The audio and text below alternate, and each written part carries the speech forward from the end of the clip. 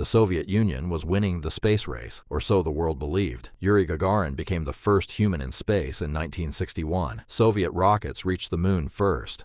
Soviet space stations orbited the Earth. The propaganda was powerful and convincing. The Soviet space program was superior. The Soviet system was producing heroes and achievements that the West could not match. But beneath the propaganda lay a darker truth. The Soviet space program was a graveyard. Cosmonauts were dying in accidents that were never reported. Rockets were exploding on launch pads in explosions that were never acknowledged.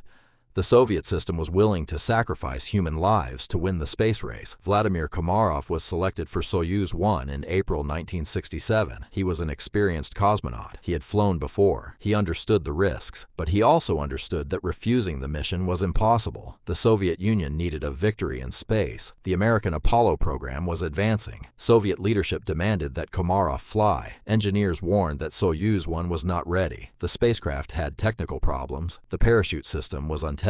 The solar panels were unstable. Komarov was flying an untested spacecraft on a mission that engineers knew was dangerous. He launched anyway, because in the Soviet Union, you did not refuse orders from the Kremlin. The mission lasted 18 hours. Then something went wrong. The spacecraft tumbled in orbit. The solar panels failed to deploy properly. Komarov could not stabilize the spacecraft. Ground control knew the situation was hopeless. They told Komarov to attempt re-entry. They told him to try to survive. They knew he would not survive. Soyuz 1 burned up on re-entry. The parachute system failed. The spacecraft plummeted toward the Earth at terminal velocity. Komarov was conscious during the descent. He knew he was going to die. The last sounds recorded from his transmitter were screams, then silence. The Soviet government announced that Komarov had died in a tragic accident. They did not mention that engineers had warned the mission was unsafe. They did not mention that Soviet leadership had forced Komarov to fly an untested spacecraft. They did not mention that they knew the parachute system would fail. Komarov became a hero. He became a martyr.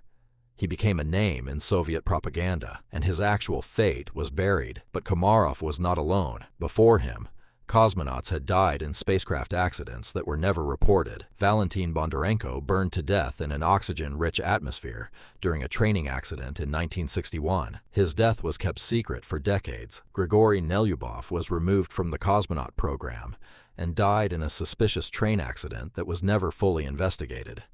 Sergei Korolev, the chief designer of the Soviet space program, died mysteriously during surgery in 1966, possibly murdered to silence him about the program's failures. The Soviet space program was built on a foundation of hidden deaths.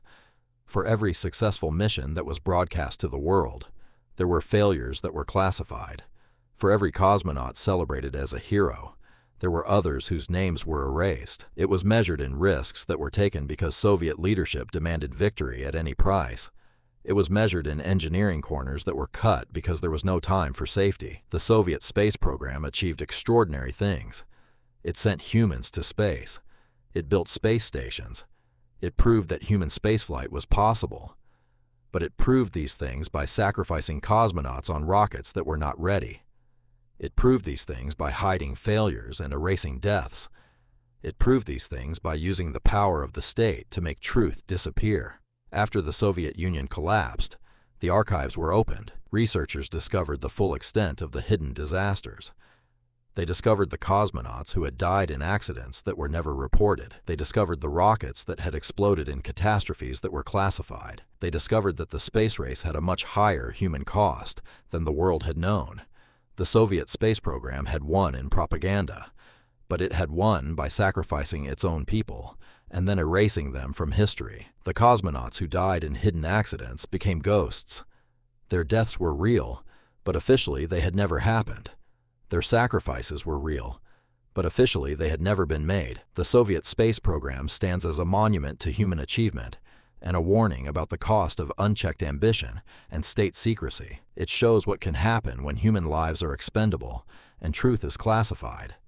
It shows what can happen when a system prioritizes victory over safety and propaganda over reality.